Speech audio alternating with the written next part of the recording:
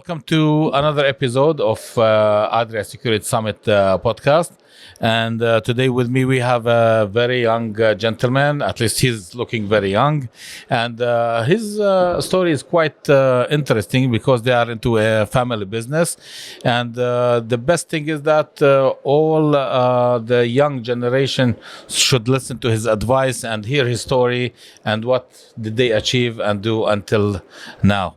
So, welcome to the podcast. Can you please just introduce yourself, a short introduction to the audience? I'm glad to be here. So I'm Vigan Limani. I'm a CEO of Coin, which is a company operating in the Balkans mainly, dealing with different products and systems in the security field and not only. Perfect. And tell me about something about your experience with Coin, because I understood you started as very young, as a small boy working in it. So can you tell me something about that? Well, I mean, it's a family-owned company. Yeah. So my grandfather started the company a long time ago, and basically I grew up there.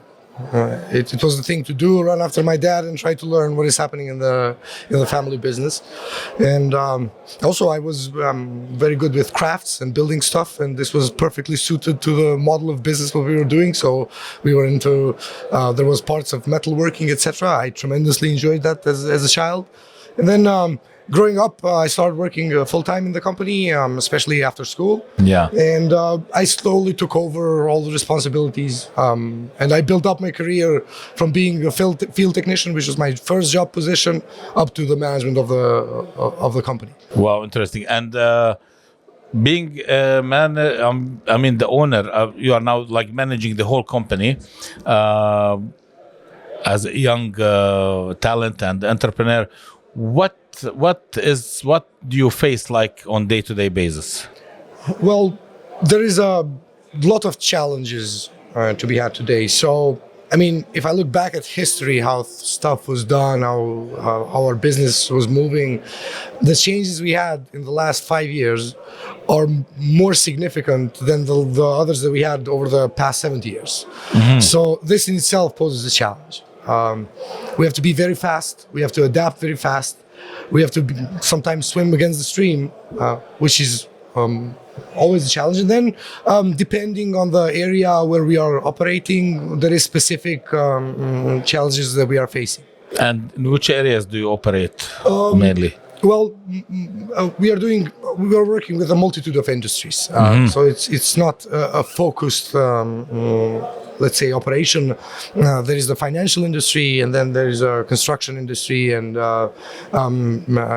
healthcare, state institutions, etc., etc. So all of them are in the scope of what we are doing, and each one of them has its own specifics in terms of what we are doing there and how it can be done. What's the future there? This is a question being asked more and more every day. Yeah. So this is more or less it. There is specifics about all the industry, but there is also specifics on the market where we operate. So we are working, the company started in Pristina in Kosovo. Mm-hmm. And if we are working in Albania or Macedonia or Serbia, there is different challenges in each market. Although it's a small region with small countries, there is differences in the... Different demands, different yes. Laws for security, different, yes. And see, I myself, I'm coming from a family who are company owners, and they were always having their own businesses, like my father, my uncle. And when I was young, I wanted to take over my father's company, but he was always like, no, first you have to work somewhere to feel that stress, to feel how someone is pressuring you. So what about your story? Did you shift immediately? Do you start immediately joined, Coin as in a younger level, or you joined immediately as a manager in the company? No, my first job was field technician. Okay. Junior field technician. Okay. So basically... So you had to learn all the techniques, everything that is going on in the field, yes. to understand... okay. And for how long were you in the field? Well, I mean, when I was younger, it was not clear to me what I want to do. Yeah. Like everybody when it's young. Yeah. So I went to school mechanical engineering, which fits the profile. My dad is also a mechanical engineer. And I started building up from there. If I'm talking about my adult life, before that, I was always, to some degree, involved in the company. So I was during summer, I was working part time. But even during school time, I had like 2 hours a day that I would show up in the company, and I had some jobs to do, some simple tasks. Yeah. But what is interesting, I learned the trade from the ground up. So we did a lot of locksmithing back then. So I'm talking about the 90s and early 2000s. I'm a very good locksmith. I know the trade very well. So this is how I started. Then when I turned 18, so the next day I turned 18, I signed my first employment contract, which was at the family company. And it was a field technician. That went on for 3 years. Basically, I was doing all the menial things in the beginning and started building up service installations, etc., etc. Then I had a few small breaks. I studied for mechanical engineering. I did my internship in the automotive industry in Germany. So there I got to learn the big corporate culture, let's say a little bit of project management, which is kind of tough to learn in small companies. And I got valuable lessons. But other than that, I was always there. And then I slowly progressed. So from the field technician as my first job, then I became a technician. Then I started doing a little bit of sales. I was involved in the sales, administration in general, until my dad retired. When he turned 65, he officially turned over the company to me. This was in 2016, so 9 years ago. And then from there, the rest is history. Yeah? It's ongoing history. Yeah. And how was it like between you and your colleagues when you were working? I mean, in the field as a field technician, or when you got promoted to a technician? Did you have that feeling? I'm the son of the owner, or you felt like you are together with your colleagues and employees, and like you are just an employee in the company? To be honest, I mean, you see me now wearing a suit and tie. Yeah. But don't be surprised if you come and you see me in some installation. I still do that. So the company itself is very hands-on. Yeah. My dad would do the same. So he's still working in the company. He's 75 now. And he's still the first one to get to the office, always. I know, I understand. Like even for elder people, you know, they feel if they sit at home that they are useless, or they are not doing anything, or they need always to feel that they are working. And exactly. Yeah. But the most important thing is he's still very useful. He's still very productive. Yeah. So, I mean, I still see him on installation. So to come back to your question, the way that I was taught and the general culture in the company, it's not that you have a hierarchy and you respect that by rule of thumb. So basically, I needed to prove myself to get the position that I got. Yes, when we were doing an installation, you feel the burden of complicated things, or when you're doing something in the workshop, I would feel the same burden as all the other colleagues would. I still do. So it was, I think, the position I have now, it was something natural that came through a process of, well, maybe not the traditional recruiting process, but still being for a very long time there. Something that you earned during your work. And exactly. Yeah. Exactly. And the name of the company is interesting, Coin. Coin, always when I see the name Coin, because I'm with Adria like for years now, and whenever I see the name of the company, it reminds me of, you know, the normal coin. So I was like, what has Coin got to do, you know, here in this summit? And so can you tell me, where did this name come from? Yes, actually, it has a few meanings, so it's not one thing. So when my grandfather started the business, this was back in 1941, and then this was during the socialist time, you could not name a company. So there was no name. So it was a metalworking shop, but that's it. Then in the late 80s, when things started changing in the early 90s, my dad put a name to the company. And the first meaning is exactly what you said, like the forged coin, the stamped coin. And this is because we were into metalworking. Previously, we had a section within the company who produced dies for stamping and forging. So this is the main, let's say, meaning. Then the pronunciation is the initials of my big brother, and the IN in the end that was because of insurance. So my dad was working in a state-owned company, insurance company, for a very long time. He kept the business alive as a hobby. Just to survive, for the tradition to survive after official working hours. So that was the meaning. Yeah, very interesting. Yes, but the name is getting very known now, which is hopefully. People will. I mean, it's easy to memorize. Yeah. Yes, and it's also an international name, which is completely uncommon for the time in our market. I mean, an English name in a Albanian-speaking society in the late 80s was unthought of. So yes. And you are covering, so as you told me, only the Balkans region. You haven't gone to the Middle East or any other regions? We have installations abroad. We have a few contracts in the Baltics. And we do projects here and there. But office-wise and stability-wise, it's a Balkan-oriented operation. And what are the systems that you have? What are the systems that you do? So just to explain to our audience, what is Coin actually doing? We heard that it started with the locksmith and locks, and so where is it now standing? So now we have 3 different sections within the company, which are doing, it's a little bit versatile. It is not traditional, it's not common that you see this kind of, let's say, different sort of systems being done by the same people or same company. So the first one, which is a traditional one, this is security systems.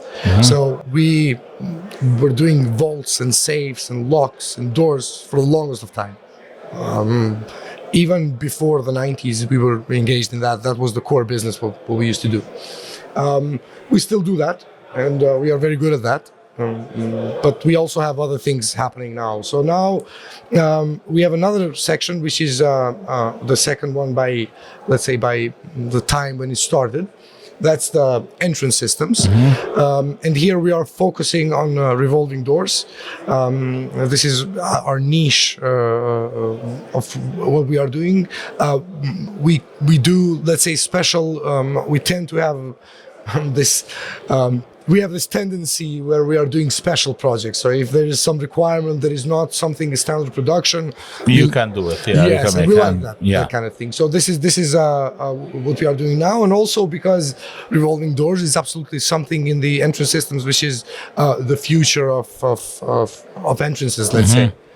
So door automation in general, revolving doors, sliding doors, and etc. It's a very wide field.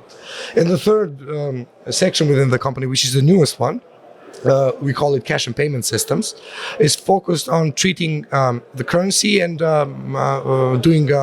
making possible different sort of payments to put it in a more visible way.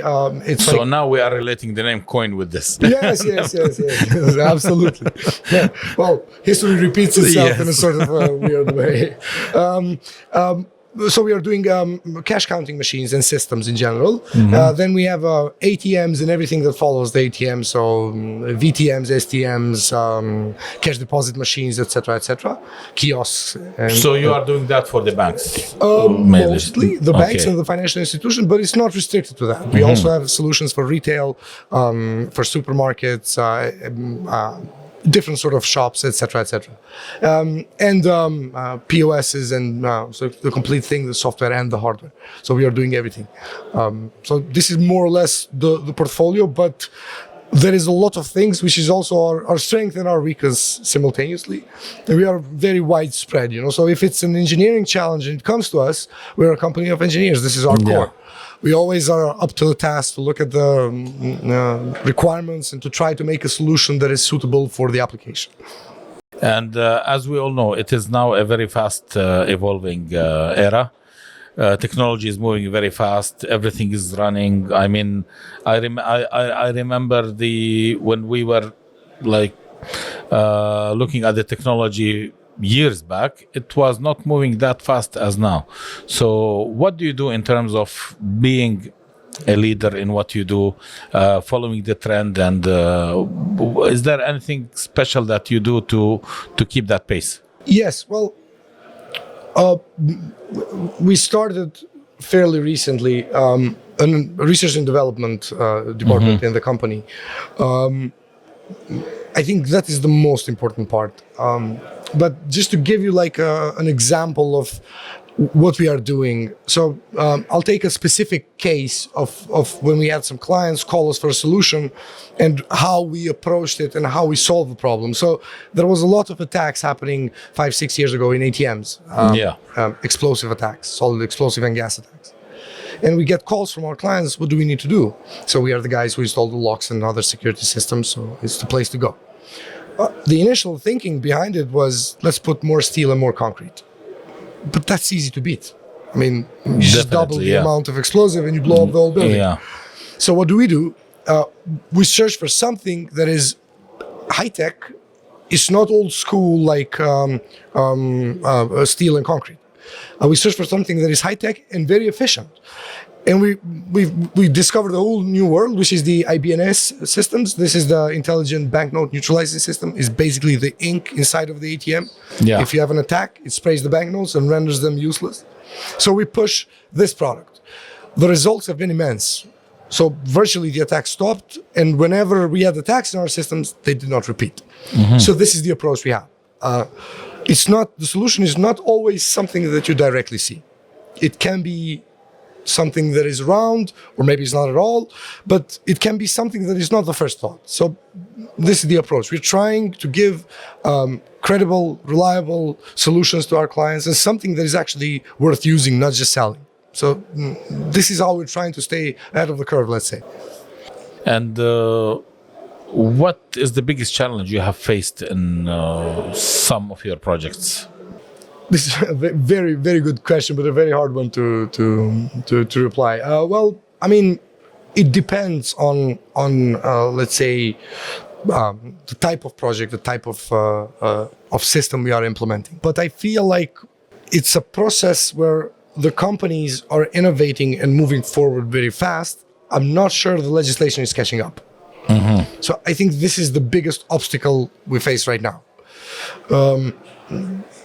Things could be much better, could move ahead much faster if the legislation would follow up faster. So I think this is what we, in the long run, will face, which is a major change in the rules and laws and regulations that regulate our operations. But can you help the governments to put those standards in? And I mean, do you talk to them? Do you speak to them? Yes, of course. Yeah. Yes. So, I mean, as I said earlier, we're a company of engineers. Yeah. So if there is a technical task to solve, we do it. But this means also that we can do the description of the task, that we can explain how that works into depth.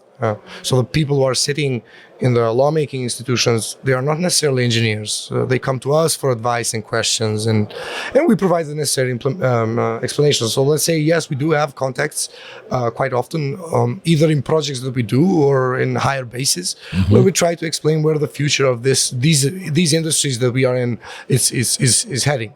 And we do see changes, but I'd wish that the changes would be more fast.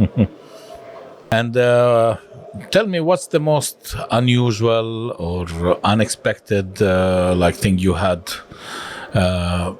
in Coin, or in projects, or in terms of projects? I mean, for us, unusual is the comfort zone. So we have so many things that were done which are completely custom, but you don't see anywhere where it's developed on purpose for that, etc. I personally, I tend to love those projects. It's a challenge, but I would say there is a few things that I could put aside. So one of them is we did a very interesting project in a high security prison. So we did the complete locking system for the prison. This was a very hard and very specific project, and I think there was a lot of differences in this implementation compared to the others, because it's all the other way around. So usually when we are doing security in a building, we're trying to keep people out of it, and in this case, we're trying to keep them in. So which is it's completely inverted Yes, situation. yeah, But yeah. also, the way that you look at this kind of implementation is completely different. The details are not the same like anywhere else. But so I think this would be one of the projects I could pinpoint. There is, of course, many others. We have quite a lot of unusual base of installations and projects. And how long did it take you to complete that project? I would say more or less around 2 months, the implementation phase. But of course, there was much more than that involved. So the design phase, etc., etc. So we had to completely, let's say, make the components within the system connect with one another properly. We had to design and produce some parts for the installation. So all in all, the implementation phase was like 2 months, but it was a very tough job. So including working out the weekends. 2 months is quite fast to complete such a job. Yeah. Yes, but this was not a huge project. But including some of the weekends as well. So we had to work overtime to Weekends, night, yes. yes, it's very long hours, and especially working in such an environment it is very hard to do. You have to check in everything. Check out is completely different from normal installations. That puts a lot of strain on the team and us in general. But we managed to do it successfully, and the system is still running and is working perfectly fine. And for me, it's very interesting to sit with someone who is running a family business that started from his grandfather. Okay, so like during your now tenure at work, what changes have you done to the company that are, big changes? Because I know, like, from generation to generation, everything is changing. Maybe at the time when your father was running it, everything was on paper, with bills and everything. So what changes have you done? Well, except for the ones that we all know. I mean, it's been an era of changes. So the political system changed a few times. Yeah. So you can imagine the shifts. Yes. We went through a war, which is also something very significant. So what I did personally, in my mind, I created, when I took the leadership, there was no option on change. So change was on the table. And a lot of things changed. So we grew immensely. We are still growing immensely every year. We started these new sections in the company. So previously it was just the traditional stuff, the security systems. But we started the new things. But I would say, even in my time there, the working culture is absolutely different. Now things are a little bit more relaxed in terms of communication, etc. It used to be very old school before. Then communication with the clients is absolutely different. It was completely different back in the day. And what you mentioned, the papers and everything. Yeah. It's. I remember a time when we would have clients over and they would smoke inside the office. Oh my God! It's not so long ago, but it used to happen. Yeah. But significant changes. Basically, the orientation that the company, the heading, I think that has shifted because the market has shifted and we had to adapt, but also we had to give to the market what we could give. Yes, So- and you have to go with the flow and meet the trends and everything. Because my question is, because I personally faced lots of problems when I tried to run my father's company, because he's now, like, he's born in 1949, and his type of mentality is quite like different than us. And for example, when he was submitting tender documents, okay, it was all in files, hard copy, black and white, and when I started doing everything digitally, but he just couldn't accept that it was hard for them to do that change and to think of changing the whole system, and like all the invoices were done on a paper, and I was, and that was for like big project, worth millions, and it was like, I was like, okay, how can you just give it on a piece of paper written by hand? I said, yeah, but that is how we do it all the time. And this this mindset was really like difficult to change. Yes, absolutely. I mean, I face the same obstacle, although in a different way. So one thing that I do respect my father a lot is he's very adaptable. Yeah. Very adaptable person. Believe it or not, he learned computer-aided drafting at 55. Wow. He always Excellent. drew by hand, and then which is an achievement. Yes, it's a big achievement. Yeah. It's huge. So in terms of the administration, that was, my God, I remember those endless files, and I remember typewriting. We had a typewriting machine, and official documents were made in a typewriter. I used to have that in my also with my father's company where I used to type. That's when I learned typing, actually. Yes. Exactly. I tell the young people who come to the company, the interns, I mean, I'm not very old, but still, I remember a time of typewriters, and most of them don't even know what a typewriter is, or they've never seen one, at least, only in the movies, not real one. So, yeah, I mean, it has been significant. The whole conditions where we operate have changed. So the changes are major. And to come to an end with this podcast, because we are a bit limited with time, what advice do you have for the younger generation who would like to become a company owner one day? I can share my experience. To achieve something, you need dedication, and you need work. Things that matter were not done in a day. Like the saying goes, Rome was not built in a day. And focus on what you do. Exactly. And dream big, which is persistence, work, ambition. This is very important. Yeah. And absolutely dream big. I mean, today we live in an integrated world. I mean, literally, the sky is not the limit anymore. Yeah. And we have gone beyond that. So that's I think that would be the most valuable advice I can give. Great. Thank you very much for being our guest today. And I hope that we will have more podcasts with you because it was so interesting. It's a pleasure. Thank you. See you guys in the next episode or next year. So take care.